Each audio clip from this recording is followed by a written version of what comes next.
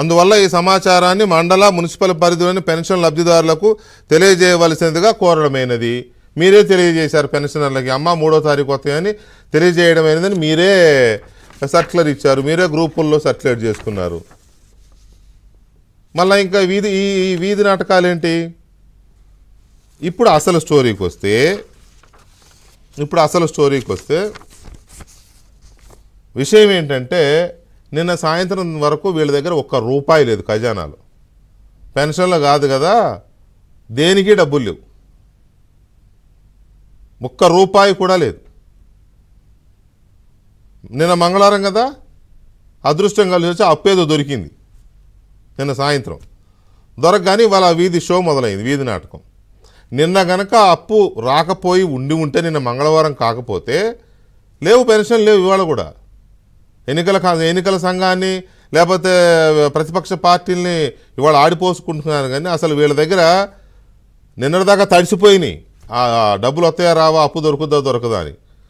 అది దొరికిన తర్వాత ఊపిరి పీల్చుకొని అప్పుడు ఈ డ్రామా మొదలెట్టారన్నమాట. ఈ కాన్స్పిరసీ, కుట్ర, ఎలా ముసలాళ్ళని అడ్డం పెట్టుకుని, ఎలా వితంతువులను అడ్డం పెట్టుకుని, ఎలా మహిళలను అడ్డం పెట్టుకుని, ఎలా వికలాంగులను అడ్డం పెట్టుకుని మనం డ్రామా ఆడాలి, మన ఓట్లు డ్రామా ఆడాలి. ఒకడేమో ప్రెస్ మీట్ పెడతాడు, ఒకడేమో నోరు బారేసుకుంటాడు. సొల్లు నోరు, ఫినాయిల్తో గడగాల్సిన నోరు అది. అంటే ఇంత ఆవేదన ఎందుకు చెప్పాల్సి వస్తుందంటే, ఆ వృద్ధులతో పాపం సామాజిక పెన్షన్లు తీసుకుని నెలకి మీరు ఇచ్చే 2750 మొన్నటి నుంచి 3000 కదా, ఆ 3000తో ఇచ్చే వాళ్ళ మీద పెట్టుకుని డ్రామా ఏంట్రా బాబు అనేది ఇవాళ రాష్ట్రంలో మీరు అనుకుంటున్నారేమో ఇదేదో పెన్షన్లు లేట్ అయినాయి ప్రతిపక్షాల మీద కోపం అని. కానీ మీ డ్రామా బూమరాంగ్ అయింది. ఇవాళ అందరికి ఇవ్వలేకపోయారు మీరు.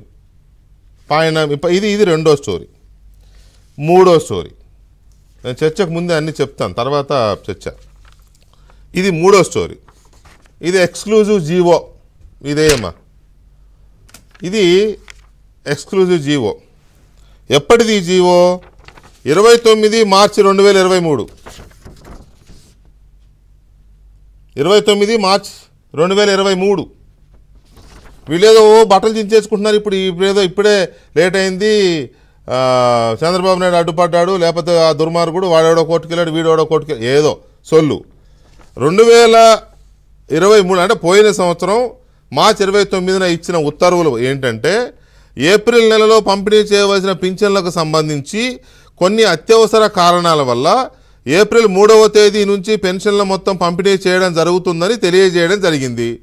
ముఖ్యంగా ఏప్రిల్ 1 మరియు 2వ తేదీలలో ప్రభుత్వ సెలవుల దినం కారణంగా ఏప్రిల్ 3వ తేదీని విడుదల చేసిన మొత్తాన్ని ఏప్రిల్ 3వ తేదీ నుండి పంపిణీ చేయబడుతుందని పింఛనుదారులందరికీ తెలియజేయవలసిందిగా కోరడమైనది. ఏమైనా తేడా ఉందా? ఇది 2024లో మొన్న 28వ తేదీన ఇచ్చిన జీవో. ఇది 29 మార్చి 2023లో ఇచ్చిన జీవో. ఏమైనా తేడా ఉందా? ఇది ఇంగ్లీష్, ఇది తెలుగు అంతే. అంటే ఎవ్రీ ఫైనాన్షియల్ ఇయర్ ఎండింగ్లో, ప్రతి ఆర్థిక సంవత్సరం యొక్క అంతంలో బ్యాంకులకు సెలవులు ఉంటాయి. ఏ వీకెండ్ వచ్చినట్లయితే ఇంకొక రోజు అదనంగా అవుతుంది. ఇది మ్యాండేటరీ. గత సంవత్సరం ఎవడాపమంటే ఆపావు? గత సంవత్సరం ఎందుకు ఉత్తర్వులు ఇచ్చావు? ఏప్రిల్ 3వ తేదీ నుంచి. మళ్ళీ ఇవాళ ఏప్రిల్ 33 కదా. నేను ప్రజలను ఒకటే అడుగుతున్నా, ఆంధ్రప్రదేశ్ ప్రజలను ఒకటే అడుగుతున్నా, పోయిన సంవత్సరం గత ఏప్రిల్ నెల 3వ తేదీన ఎంతమంది వృద్ధుల్ని మంచాల మీద బయటికి తీసుకొచ్చారు? Simple question. అది వైసీపీ చెప్తావా, ముఖ్యమంత్రి గారు చెప్తాడా, జోగి రమేష్ గారు చెప్తాడా, పేర్ని నాని గారు చెప్తాడా, సెర్ప్ CEO మురళీధర్ రెడ్డి చెప్తారా, చీఫ్ సెక్రటరీ చెప్తారా, ఇంకెవరు చెప్తారా? రండి బయటికి రండి. ఆర్థిక మంత్రి చెప్తాడా? రండి బయట రండి, చెప్పండి. మాకు ఫోన్లోకి వచ్చినా పర్లేదు, I'm ready to debate. April 3, 2023న ఏప్రిల్ 3 మార్చి 29, 2023 అంటే గత ఆర్థిక సంవత్సరం ఇదే రోజున ఏప్రిల్ 3న ఎంతమంది వృద్ధుల్ని మీరు మంచాల మీద బయటికి మోసుకొచ్చారు? మీరు కానీ మీ సోకాళ్ళు వాలంటీర్లు కానీ.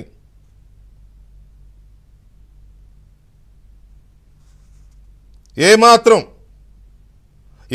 నైతికత ఉన్నా, ఏమాత్రం మీకు నేను ఇంకా వేరే పదాలు వాడలేను, కానీ అవి ఉన్నా దీనికి సమాధానం చెప్పాలి. పోయిన సంవత్సరం ఏప్రిల్ 3వ తేదీన ఎంతమంది వృద్ధుల్ని మీరు మంచాల మీద మోసుకొచ్చారు, ఈ సంవత్సరం ఎందుకు తీసుకొచ్చారు? సింపుల్ రెండే క్వశ్చన్లు. ఇక వీటితో పాటు వాలంటీర్లని వద్దన్నారు. భూమి పుట్టిన కాడి నుంచి వాలంటీర్లు ఉన్నారా? పెన్షన్ల వ్యవస్థ పుట్టిన దగ్గర నుంచి వాలంటీర్లు ఇస్తున్నారా? నేను ఒకటి అడగదలుచుకున్నా ఈ ముఖ్యమంత్రి గారిని, అసలు ప్రభుత్వ శాఖలు ఎన్ని ఉన్నాయి? ప్రజలకు నిత్యం దగ్గరగా ఉండి పనిచేస్తున్న శాఖలు ఎన్ని ఉన్నాయి? ఎంతమంది ఉద్యోగులు పనిచేస్తున్నారు గ్రామీణాభివృద్ధి శాఖలో కానీ గ్రామాల్లో కానీ? కరోనా టైంలో వాలంటీర్లు ఎవరైనా పనిచేశారా ప్రాణాలకు తెగించి? My simple question. శవాలు గుట్టలుగా శ్మశానాల దగ్గర క్యూ ఉంటే ఎవరు పనిచేశారు? వాలంటీర్లు పనిచేశారా? స్వచ్ఛంద సంస్థలు పనిచేసినాయి. లేదా వైద్య ఆరోగ్య శాఖ శానిటరీ వర్కర్స్ చేశారు, మున్సిపాలిటీల్లో వైద్య ఆరోగ్య శాఖలో స్టాఫ్ పనిచేశారు, టీచర్లు పనిచేశారు, పోలీసులు పనిచేశారు, ప్రభుత్వ ఉద్యోగులే పనిచేసింది ఎక్కడైనా. నీ వాలంటీర్లు ఎక్కడున్నారు అప్పుడు? కరోనాను అడ్డం పెట్టుకొని నువ్వు లిక్కర్ షాపుల దగ్గర తాగుబోతుల కోసం మందుబాబుల కోసం కాపలా గాయించింది వాలంటీర్లతోనా? కాదు కదా, ఉపాధ్యాయులతో కదా. ఉపాధ్యాయులతో కాపలా గాయించావు నువ్వు. ఇప్పుడు నీకు ఆ ఉపాధ్యాయులు పనికిరారా పెన్షన్లు 2 రోజులు ఇవ్వడానికి? వాలంటీర్లే కావాలా? అక్కడే నీ కుట్ర బయటపడుతోంది. ఇక మూడోది, అంగన్వాడీ వర్కర్లు, ఆశా వర్కర్లు ఎంతమంది ఉన్నారు రాష్ట్రంలో? మీ ప్రభుత్వ పనుల కోసం విపరీతంగా వాళ్ళని ఉపయోగించుకుంటారు కదా. ఈ పెన్షన్లు ఇవ్వండి అని అంటే వాళ్ళు ఆనందంగా ఇల్లు తిరిగిస్తారు కదా. లక్షల మంది ఉన్నారు వాళ్ళు. కాలు ఎగరేసుకుని బట్టలు దించుకుని చెప్తారు కదా సచివాలయ ఉద్యోగులు, గ్రామ సచివాలయ ఉద్యోగులు, వార్డు సచివాలయ ఉద్యోగులు అని. వాళ్ళు ఎందుకు ఇవ్వకూడదు పెన్షన్లు? అథెంటిక్ వాళ్ళు చట్టపరంగా ప్రభుత్వ ఉద్యోగులు మరి వాళ్ళు ఎందుకు ఇవ్వకూడదు? వాళ్ళతో ఎందుకు ఇప్పించలేదు అంటే మీ కడుపులో కుళ్ళు బుద్ధి ఉంది, మీ కడుపులో కుట్ర ఉంది, అందుకనే అయినా డబ్బులు ఇవ్వాలి. అసలు మధ్యాహ్నం వరకు డబ్బులే పడలేదు అకౌంట్స్లో. ఏదో ఈవినింగ్ అయ్యేసరికి కొంతమందికి వచ్చినాయి, అదేదో మమానికి ఇచ్చారు ఇవాళ. దానికి ఇంత వీధి నాటకం. ఏమి యాశాలరా బాబు. దీని మీద చర్చను చూద్దాం. చర్చలో మనతో